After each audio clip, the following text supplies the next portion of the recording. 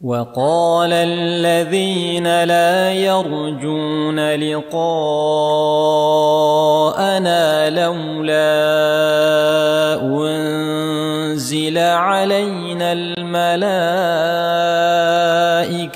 أو نرى ربنا لقد استكبروا في أنفسهم وعتوا عتوا كبيرا يوم يرون الملائكة لا بشرى يومئذ للمجرمين ويقولون حجرا محجورا وقدمنا إلى ما عملوا من عمل فجعلناه هباء منثورا أصحاب الجنة يومئذ خير مستقرا وأحسن مقيلا ويوم تشقق السماء بالغمام ونزل الملائكة تنزيلا الملك يومئذ الحق للرحمن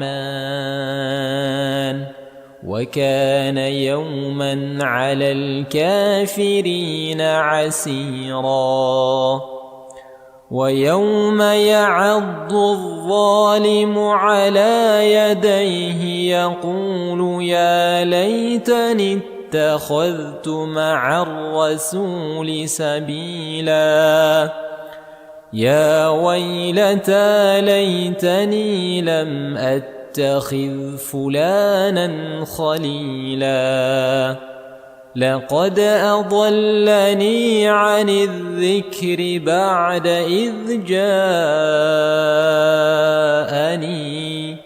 وكان الشيطان للإنسان خذولا وقال الرسول يا رب إن قوم اتخذوا هذا القرآن مهجورا وكذلك جعلنا لكل نبي عدوا من المجرمين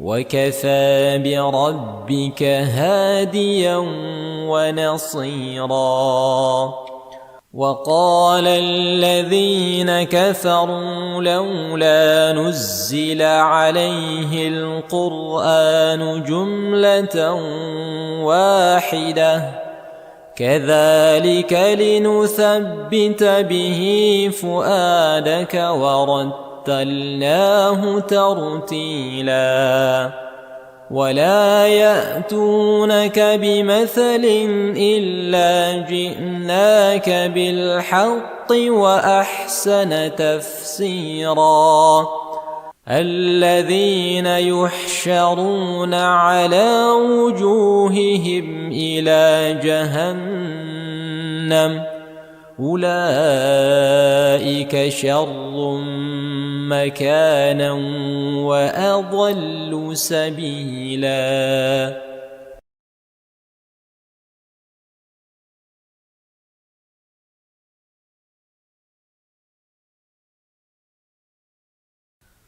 وقال الذين لا يرجون لقاءنا لولا أنزل علينا الملائكة أو نرى ربنا لقد استكبروا في أنفسهم وعتوا عتوا كبيرا يوم يرون الملائكة لا بشرى يومئذ للمجرمين ويقولون حجرا محجورا وقدمنا إلى ما عملوا من عمل فجعلناه هباء منثورا أصحاب الجنة يومئذ خير مستقرا وأحسن مقيلا.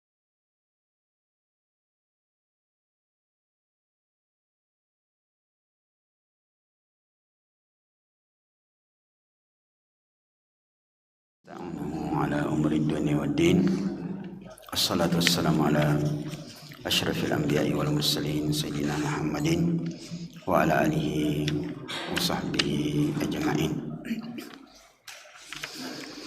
يقول ربنا تبارك وتعالى في محكم التنزيل وهو أصدق القائلين بعد أعوذ بالله من الشيطان الرجيم يا أيها الذين آمنوا اتقوا الله حق تقاته ولا تموتن إلا وأنتم مسلمون.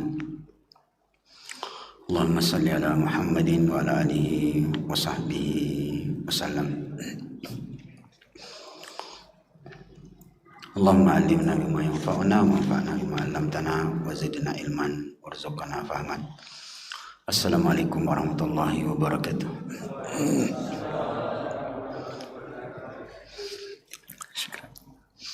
Alhamdulillah, Bapak Ibu, kawan dan akhwat sekalian, kita memuji Allah Subhanahu wa taala.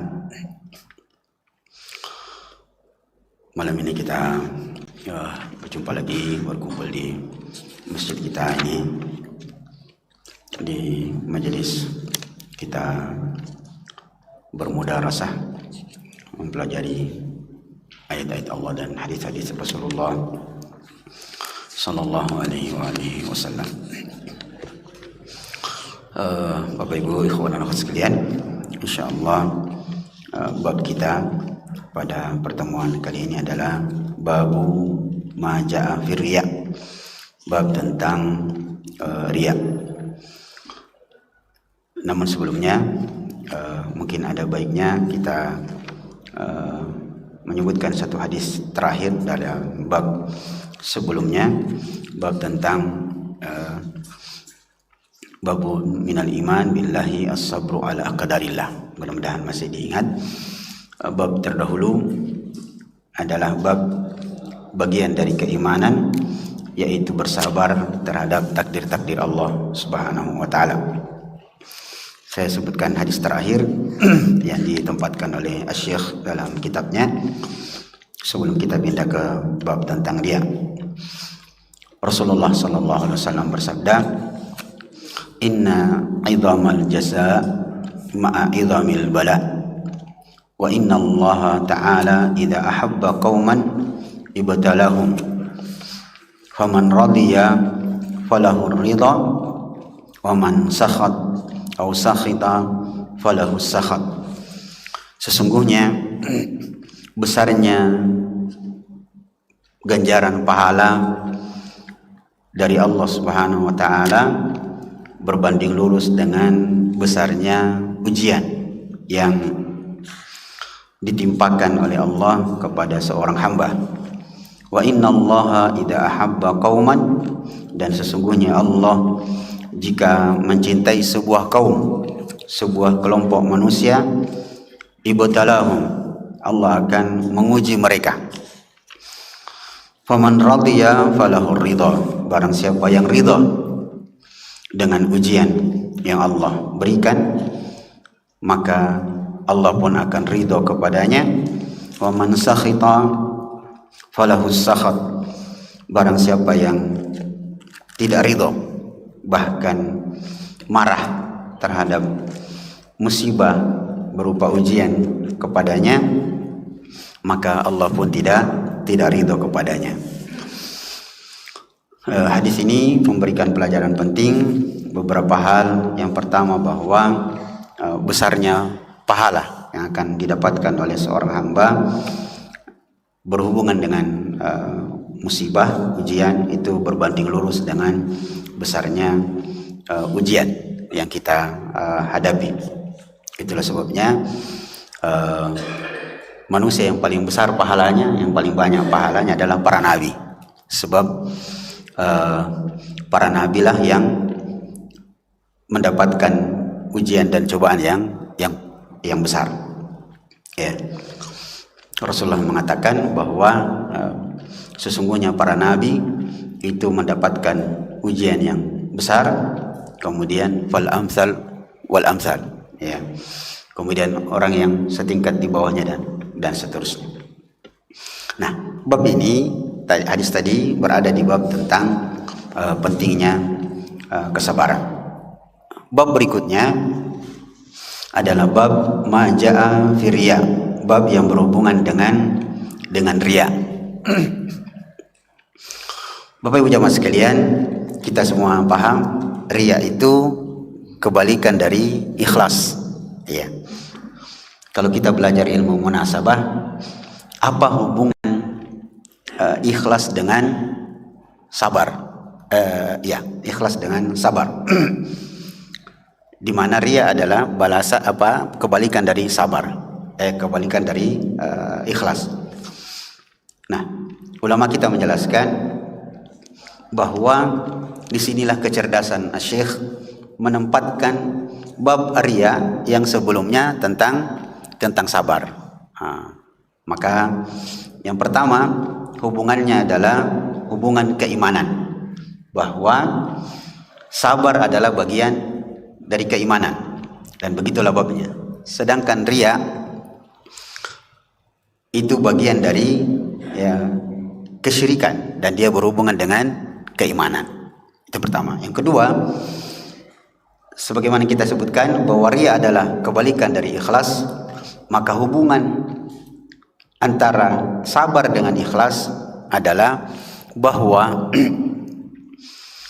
sulit sekali orang bisa ikhlas kalau tidak sabar. Sebaliknya, sulit sekali orang itu akan sabar kalau tidak ikhlas. Makanya dua kalimat ini biasa dipadukan. Sabar muka, ikhlaskan semuanya.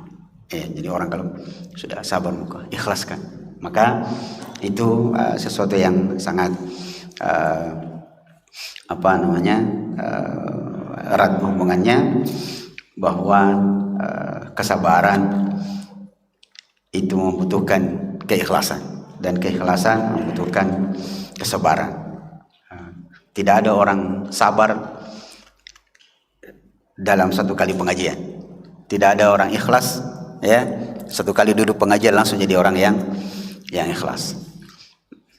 Itu yang kedua. Yang ketiga, saudara sekalian, masalah ikhlas ini yang nanti secara intinya kita bicara tentang riya, dan dia punya hubungan erat. Ulama kita, salah satunya seorang tabi'in, Fudail bin Iyad, ya, mengatakan, man ra'a nafsahu annahu qad akhlasa fa inna ikhlasahu yahtaju ilal ikhlas. Barang siapa yang menyangka dirinya sudah ikhlas, maka ikhlasnya itu membutuhkan keikhlasan. Jadi kalau sudah berbuat sesuatu merasa sudah ikhlas, maka keikhlasan Anda itu membutuhkan keikhlasan. Jadi berat, ya, namanya ikhlas itu memang berat, ya. Yang kedua, masih dikutip dari perkataan beliau Fudail bin Iyad. Nah, nanti kena ke inti pembicaraan tentang riya. Beliau mengatakan, man amila amalan li ajlin nasi fahuwa syirkun. Barang siapa yang melakukan sebuah amalan karena ingin dipuji, maka itu syirik. karena dia menginginkan pujian dari Allah dan dia mau mendapatkan juga pujian dari manusia. Maka menurut beliau itulah kesyirikan. Itulah kesyirikan. Man taraka amalan khaufan minan nasi wa huwa riya.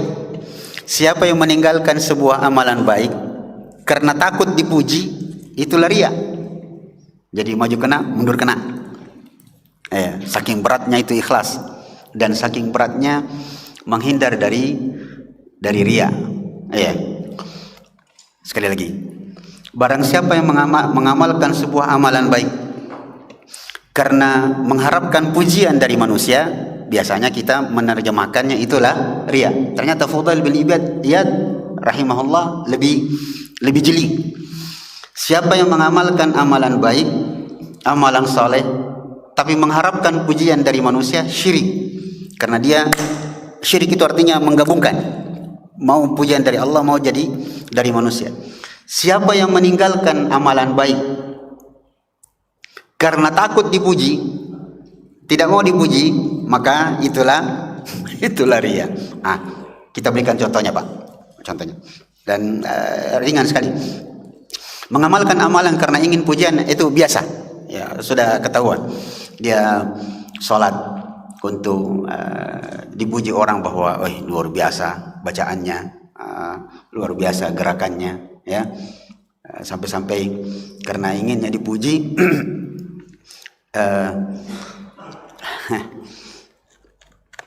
saya ada kisah, Pak, tentang ini. Bagian pertama, ada orang sholat duhur. Dia gajidi langsung jadi imam. Apa yang terjadi? Sholat duhur. Begitu selesai, Allahu Akbar. Bagus sekali takbirnya, Allahu Akbar. Diam sebentar, dan itu dipastikan dia baca doa iftitah. Apa yang terjadi setelah doa iftitah? Dia baca Al-Fatihah jahar. Bismillahirrahmanirrahim. Alhamdulillah. Bagus sekali, Pak, suaranya kayak kori. Di belakang makmumnya, karena ini salat duhur, subhanallah. Ini yang gajili-jili ini. Dia menyangka kalimat subhanallah di belakang itu adalah pujian. Mulai berarti bagus mantoi bacaanku ini. Dia semakin kasih bagus bacaannya. Singkat cerita, selesai subhanallah. Makmum karena ilmunya juga kurang, dalam posisi salat seperti tidak ikut. Ikut saja terus, jahar terus. Apa yang terjadi ketika selesai salat? Assalamualaikum warahmatullah. Yang tadi dia jahar salatnya, salat duhur, ya, dan dia semakin memperbagus bacaannya karena dia menyangka pujian. Apa dibilang? Ya, balik ke arah jamaah. Dia bilang, aduh, mohon maaf, Pak, tadi itu saya jahar, saya kira salat asar.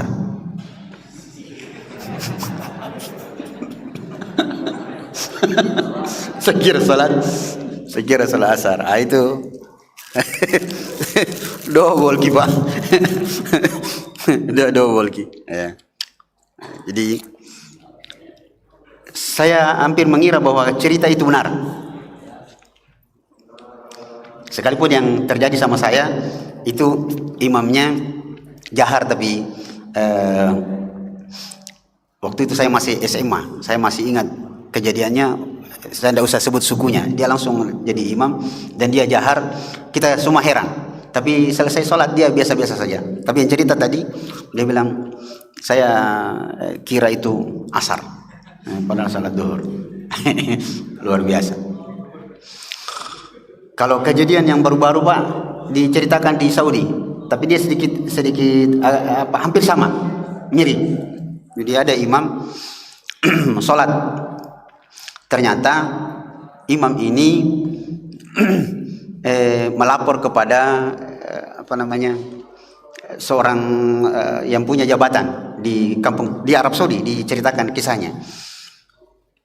Dipanggillah makmum ini, orang yang sholat ini, oleh pimpinan di wilayah itu. Dia bilang, balagani, saya dapat berita bahwa kau pukul Pak Imam. kau pukul Pak Imam. Dia bilang, iya betul saya pukul imam, Pak Imam. Maka kayak hakim lah begitu. Dia bilang, kenapa kau pukul Pak Imam waktu sholat? Itu imam sendiri yang melapor sama saya, dia pukul saya. Dia bilang, bagaimana saya tidak pukul?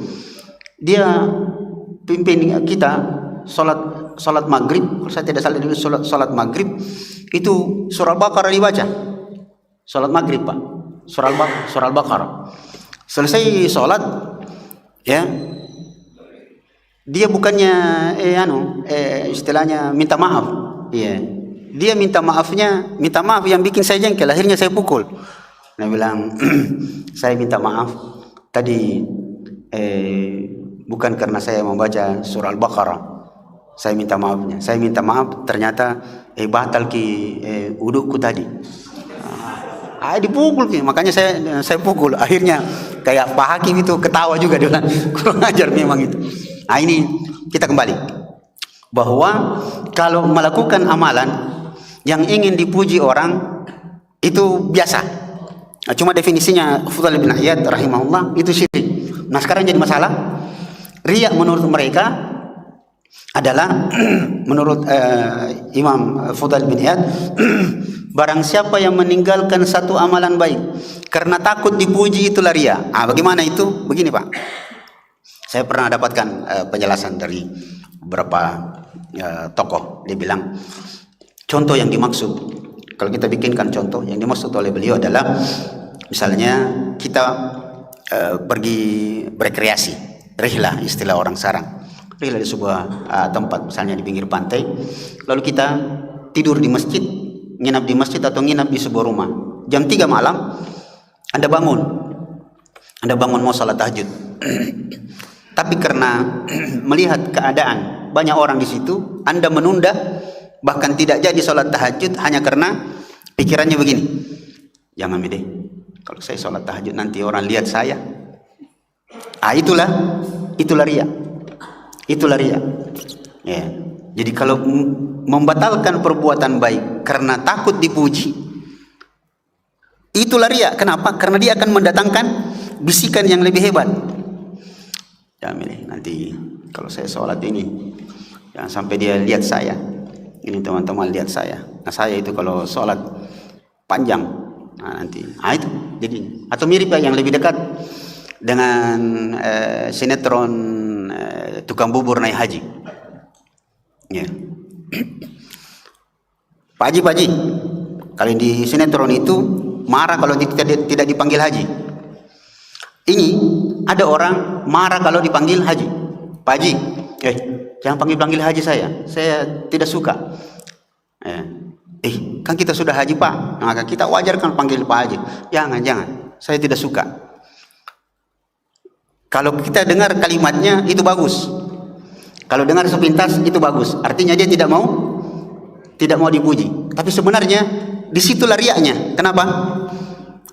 Akan datang bisikan lain, saya itu tidak mau dipanggil haji karena saya tidak seperti itu sana. Baru 1 kali haji sudah mau dipanggil haji. Nah saya ini sudah 5 kali. Itu lihat Pak. Itulah letak kejelian ya.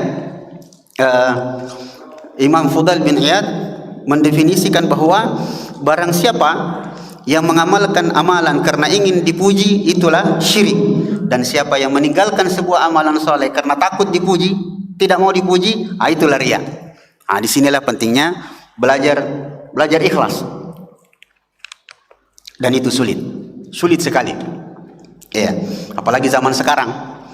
Ya, yang namanya ikhlas sulit sekali. Sampai-sampai kita mungkin pernah membaca satu kalimat indah ini. Ikhlas itu diam. Kalau rame itu namanya iklan. Bisa ditangkap Pak maksud kalimat itu indah sekali. Dia pendek tapi dia mengajar kepada kita. Ikhlas itu diam.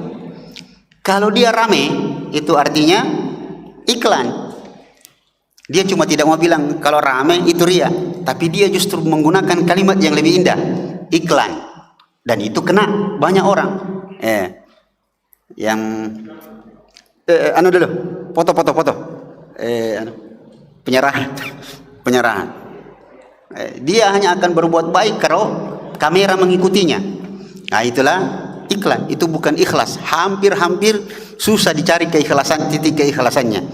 Ya, tapi jangan juga langsung di generalisir bahwa berarti Ustaz yang itu yang menyumbang lalu minta kita foto dokumentasi tidak ikhlas. Bukan.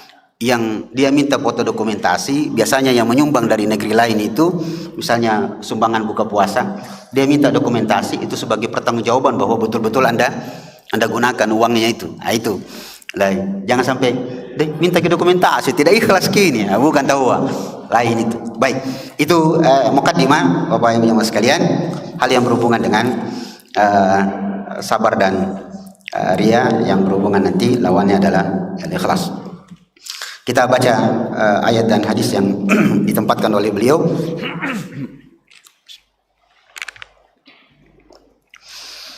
A'udzubillahi minasyaitonirrajim. Qul innama ana basyarun mislukum yuha ilayya annama ilahukum ilahun wahid. Faman kana yarju liqa'a rabbih falyamal amalan salihan wala yusyrik bi'ibadati rabbih ahada. Surah Al-Kahfi ayat 110. Katakan wahai Muhammad bahwa sesungguhnya aku ini hanyalah manusia biasa yang sama dengan kalian. Sampai ayat ini kita potong sebentar.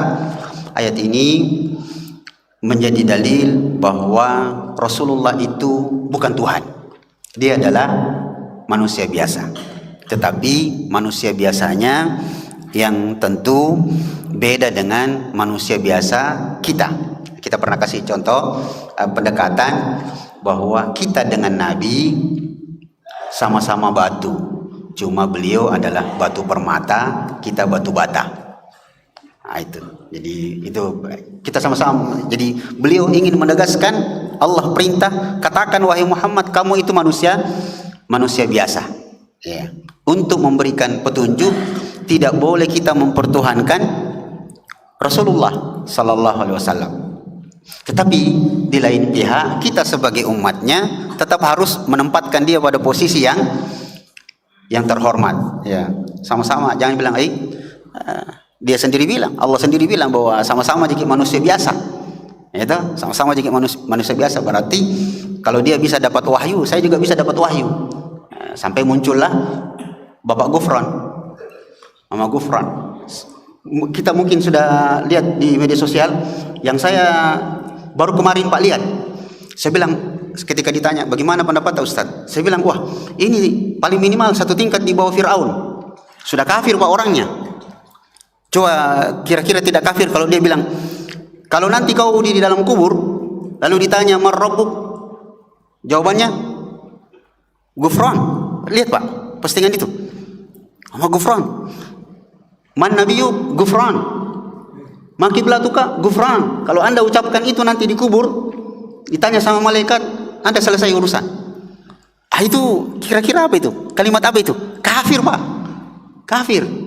Ya, tidak usah dipotongin kalimatnya. Bilang saya yang bilang kafir, kafir. Cuma satu tingkat di bawahnya Fir'aun. Fir'aun cuma bilang, ya, ana rabbukumul a'la. Kira-kira kalau dibandingkan ini Pak kalimatnya, ana rabbukumul a'la, dia mengaku sebagai Tuhan yang maha tinggi, Fir'aun. Tapi ini Pak, dia mengaku tiga, sebagai Tuhan, sebagai Nabi, sebagai kiblat. Man rabbuka Gufran, man nabiyuka Gufran, ma kiblatuka Gufran. Apa tidak kurang ajar? Tapi hebatnya di Indonesia ini Pak, ya anda akan aman. Indonesia ini bukan cuma tanahnya yang subur bisa menumbuhkan tumbuh-tumbuhan. Ajaran sesat juga bisa tumbuh subur. Jadi itu memberikan petunjuk juga sama kita, pelajaran bahwa jangan khawatir berdakwah, dakwakan. Selama anda merasa yakin dengan kebenaran apa yang Bapak yakini, dakwakan Pak, dakwakan. Jangan khawatir. Jangan khawatir apa? Satu, tidak ada pengikut, pasti ada pengikutnya. Di Indonesia ini sejahat bahkan sesesat apapun ajaran yang anda bawa, yakin saja saya pemberi garansi, saya berani berikan garansi bahwa pasti ada pengikut tak? Pasti. Ya. Maka kalau aliran sesat saja dipastikan ada pengikutnya, kalau di Indonesia Anda sebarkan, maka kenapa takut menyebarkan ajaran yang benar? Cuma memang nanti kadang-kadang kita harus lebih berhadapan dengan hal-hal yang lebih berbahaya dibandingkan aliran sesat. Ini Bapak Ibu jamaah sekalian, yuha ilayya annama ilahukum ilahun wahid, diwahyukan kepadaku, maksudnya diperintahkan untuk menyampaikan bahwa Allah itu Maha Esa, Dia tunggal. Faman kana yarju liqa'a rabbih, barang siapa yang mengharapkan pertemuan dengan Tuhannya. Jadi nanti kita akan bertemu dengan Allah, maksudnya akan melihat wajah Allah Subhanahu wa taala. Yakin kita akan melihat wajah Allah, harus yakin. Kalau tidak yakin, bermasalah. Karena Rasulullah sendiri bahkan dalam Al-Quran Allah berfirman, wujuhu yawma idzin nadhirah ila rabbiha nadhirah. Nanti wajah kita di akhirat, wajah orang-orang beriman akan berseri-seri karena dia memandang wajah Allah Subhanahu wa taala. Rasulullah menegaskan, innakum tarawna rabbakum kama tarawna al-qamara lailatal badar. Sungguh kalian nanti akan melihat wajah Tuhan kalian, ya, sebagaimana kalian melihat bulan, di malam purnama, ya. Itu janji Allah dan janji Rasulnya sallallahu alaihi wasallam. Falyamal amalan salihan, stressingnya adalah wala yusyrik bi ibadati rabbih ahada, dan jangan sampai dia mempersyarikatkan Allah dalam ibadahnya dengan sesuatu pun. Dari sinilah menjadi dalil ujung ayat ini yang dipakai dalil oleh Fudail bin Iyad, bahwa setiap ibadah yang kita lakukan tidak boleh ada kesyirikan. Ya, hanya saja nanti ulama membedakan syirik itu, ada syirik akbar, ada syirik asgar. Syirik akbar itu jelas-jelas menyembah selain Allah. Syirik kecil nanti masuklah riya. Cuma nanti juga ada ulama yang beda, jadi membagi syirik jadi 3, syirik akbar, syirik asgar, dan syirik khafi. Ya, syirik khafi, syirik yang tersembunyi. Inilah yang dimaksud dengan riya. Kita baca hadisnya dulu. Setelah ayat tadi, Rasulullah sallallahu alaihi wasallam berfirman, bersabda, Abi Hurairah radhiyallahu anhu marfu'an, qala ta'ala, Allah berfirman, ana aghna syuraka 'anil syirki man 'amila amalan asyraka ma'iya fihi ghairi taraktuhu wa syirkahu. Kata Rasulullah sallallahu alaihi wasallam, Allah berfirman, aku yang maha kaya dari semua yang dipersyarikatkan denganku. Man amila amalan, barang siapa yang melakukan satu amalan, dia berlaku syirik, artinya sejajarkan aku dengan yang dia harapkan pujiannya, ya, maka aku akan tinggalkan dia dan tinggalkan apa-apa yang dia persyarikatkan aku dengannya. Beberapa faedah dari hadis ini. Yang pertama adalah bahwa Allah menegaskan dia maha kaya. Dia maha kaya. Ana aghna syuraka. Allah itu maha kaya. Dan kayanya kaya yang sempurna, tidak sama dengan kaya makhluk. Ya. Sebutkan dalam beberapa penjelasan, salah satu maknanya adalah Allah semakin Anda minta kepadanya, semakin dia suka. Bahkan Allah marah kepada hamba-hamba yang tidak meminta kepadanya, saking kayanya, karena tidak akan berkurang sedikit pun apa yang ada di sisinya, sekalipun semua hamba meminta kepadanya dan Allah penuhi permintaan hamba itu. Disebutkan dalam hadits qudsi yang lain, law anna awwalakum wa akhirakum min jinnikum wa insikum, sekiranya semua kalian dari golongan jin dan manusia, dari awal sampai akhir, bersatu padu meminta kepada aku, ya, lalu saya beri, itu tidak akan mengurangi apa yang ada di sisiku, kata Allah Subhanahu wa taala. Jadi Allah itu maha kaya. Yang kedua, faedah hadis tadi bahwa dia memberikan keterangan kepada kita besarnya hak Allah kepada hamba-hambanya, dan tidak boleh seorang hamba pun ya mempersyarikatkan Allah dengan sesuatu pun. Kemudian yang terakhir, faedah dari hadis tadi, butlanul amal sahibahu ar-riya. Semua amalan yang disertai dengan riya, maka dia akan batal. Untuk ini Syekh Muhammad Al-Utsaimin rahimahullah menjelaskan bagaimana posisi riya dalam amalan kita. Apakah dia mutlak membatalkan? Maka beliau mengatakan, yang pertama, satu amalan berhubungan dengan riya itu berada pada 3 golongan. Secara umum, yang pertama, bahwa jika ada orang yang melakukan satu amalan, di awalnya sudah ikhlas, lalu di ujungnya ada riya, maka nanti dilihat keadaannya. Dilihat keadaannya. Apakah yang pertama, kalau dia mengamalkan amalan sudah ikhlas pertama, lalu dia diganggu dengan riya di ujungnya, tapi dia menolaknya, berusaha untuk menolak bisikan riya itu, maka amalannya tetap sahih. Kita ulang ke awalnya dulu. Untuk itu agak mudahnya kita buatkan contoh.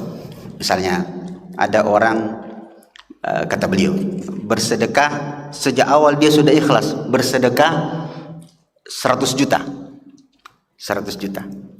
Kemudian di ujung itu dia berbisik dalam hati, dan dia akan menyebut kepada orang bahwa saya itu menyumbang 50 juta. Dia nyumbang 100 juta. Dia bilang kepada orang 50 juta.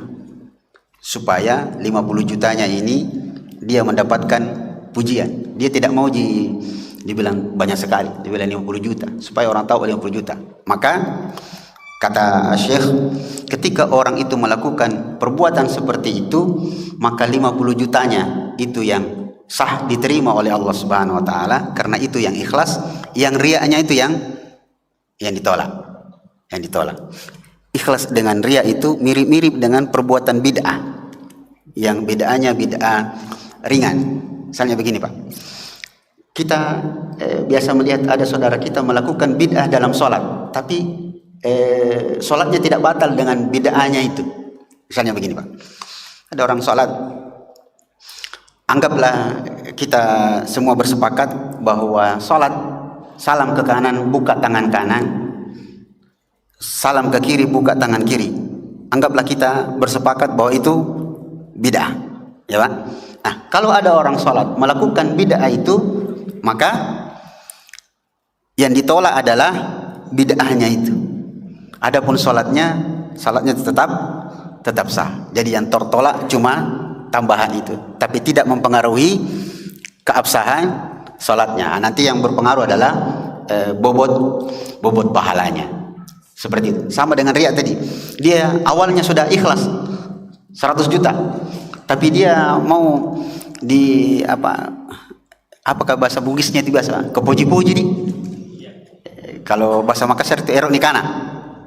Itu begitu bahasa Makassar. Jadi dia sumbang 100 juta. Dia merasa tidak enak rasanya kalau tidak ada yang tahu bahwa dia menyumbang. Tapi dia tidak mau kalau 100 juta. Dia mau 50 juta mau. Ya, supaya orang tahu bahwa saya pernah menyumbang 50 juta. Padahal dia menyumbang 100 juta. Maka setengahnya yang dari awal itu ikhlas, itulah yang amalan yang sahih, yang diterima oleh Allah karena dia ikhlas. Yang ujungnya saja yang ditolak. Subhanallah, penjelasan ulama ini luar biasa. Nah, cabangnya adalah bagaimana kalau ada orang ya melakukan amalan awalnya ikhlas, lalu datang bisikan-bisikan untuk dia berlaku riya sebentar.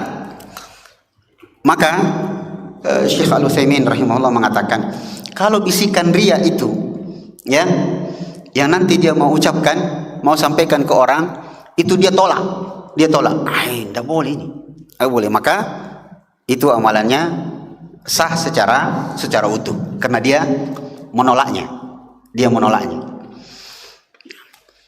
Hebat mantu, kayaknya tidak ada orang paling bagus bacaannya di sini kecuali saya, ya tak? Kalau itu dia tolak, tidak boleh, maka amalannya tetap sah. Yang kedua, kata beliau, orang itu melakukan satu amalan, dia ikhlas, lalu di tengah-tengahnya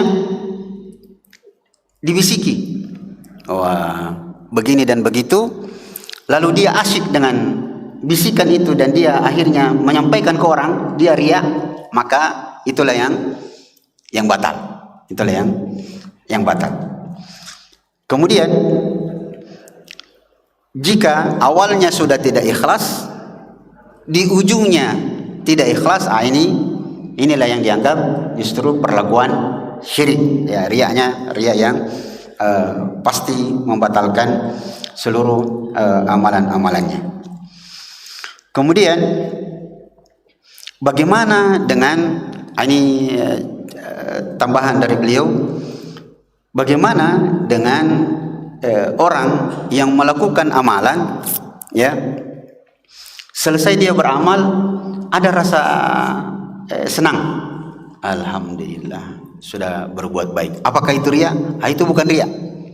Ya, justru karena dia merasa gembira dengan kebaikannya, justru itu adalah sebuah kebaikan. Jadi bukan riya itu kalau alhamdulillah sudah saya menyumbangin, alhamdulillah. Tapi dia bisik ke dalam hatinya saja dan dia gembira dengan kebaikannya itu, justru itu adalah tanda-tanda berita gembira dari Allah bahwa Allah membalasnya dengan cepat. Ya, dikasih rasa bahagia berdasarkan hadis Nabi sallallahu alaihi wasallam, ya, tilka ajilu busyral mu'min, itu perasaan seperti itu, merasa senang selesai melakukan kebaikan, itu adalah berita gembira yang dipercepat oleh Allah Subhanahu wa taala. Dalam riwayat yang lain, man sarrathu hasanatuhu wa sa'athu sayi'atuhu, ciri orang beriman adalah jika dia gembira selesai melakukan kebaikan dan dia merasa sesak ya ketika dia selesai melakukan keburukan. Jadi tidak apa-apa kalau kita selesai melakukan kebaikan, alhamdulillah. Ya sudah lagi. Biasa Pak kita dengar ada saudara-saudara kita, ya rahmukallah, ada orang tua kalau sudah sholat itu dia bukan istighfar, assalamualaikum warahmatullahi, assalamualaikum warahmatullahi, alhamdulillah. Pernah dengar begitu? Pernah lihat ada orang begitu?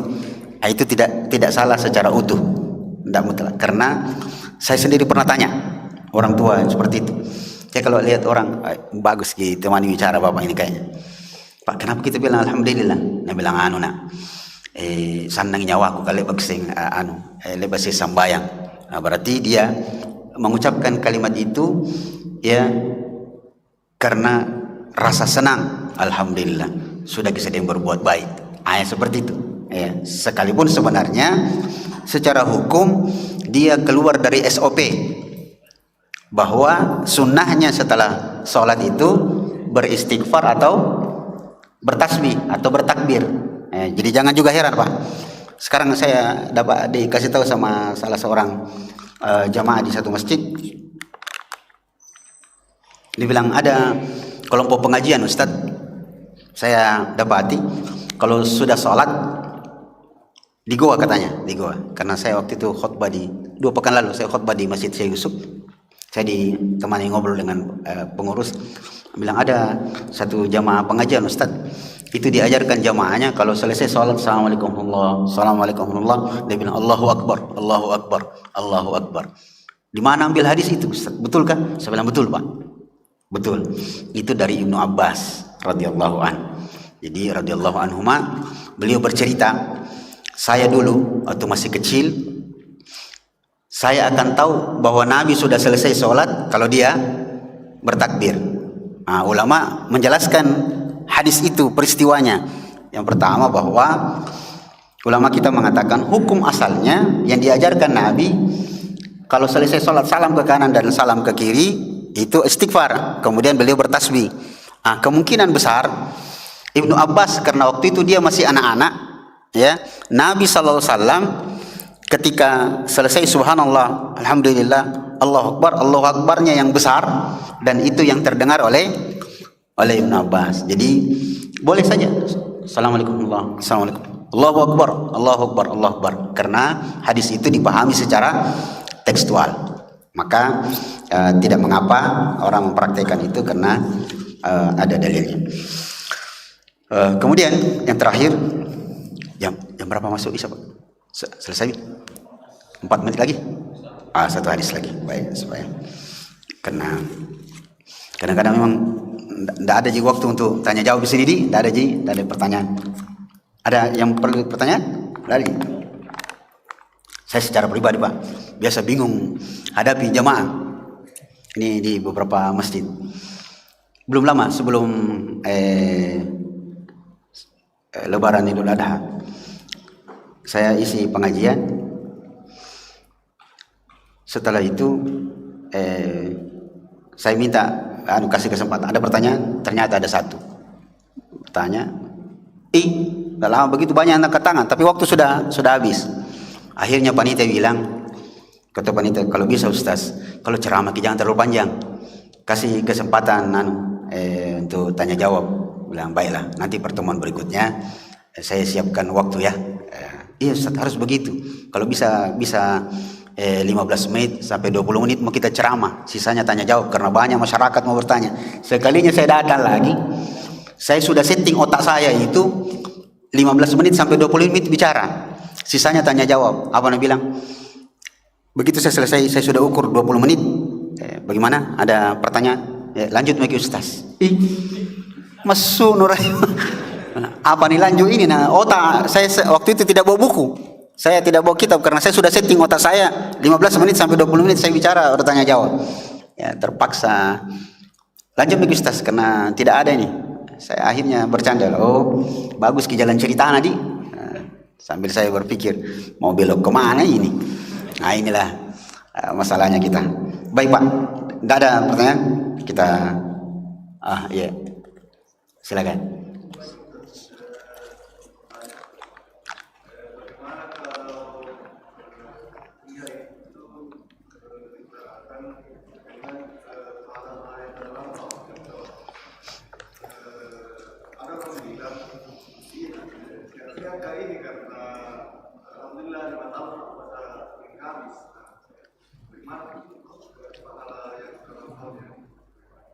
Disampaikan baru-baru supaya orang tahu dia masuk dalam mirip riya sum'ah. Dia mau keperdengarkan orang bahwa dia pernah melakukan ini dan itu sekalipun sudah lampau, tapi dia mau memberitahu orang supaya dia dipuji. Kalau tujuannya dia sampaikan itu untuk dipuji, itu masuk dalam bab riya.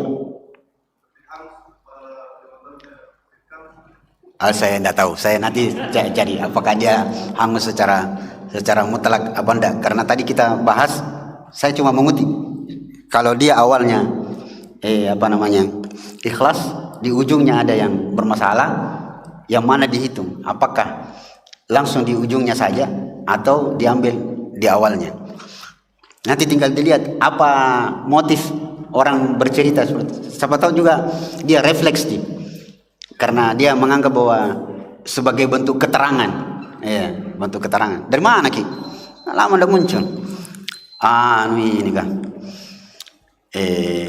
Sibuk latihan sholat khusyuk. Alhamdulillah khusyuk main. Itu Allah alam. Apakah dia hangus seluruhnya?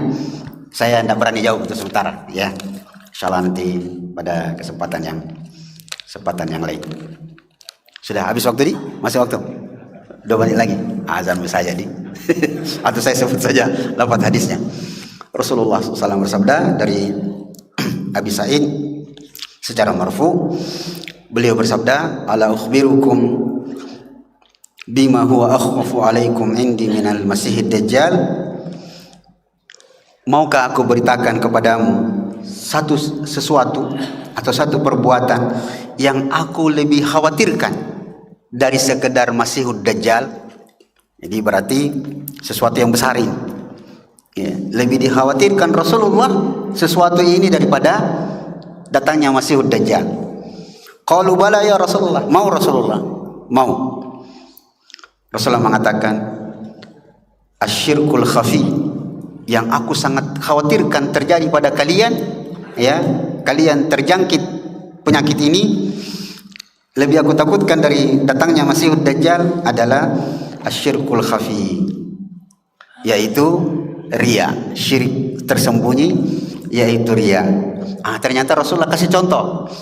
Yakumur rajulu fayusalli fayuzayyinu salatahu lima yara min nadhari rajulin. Seseorang yang berdiri salat lalu dia memperbagus salatnya supaya dia dipuji oleh orang yang melihatnya. Itu salah satu contoh, ya, yang biasa dicontohkan dulu Zainun MZ rahimahullah.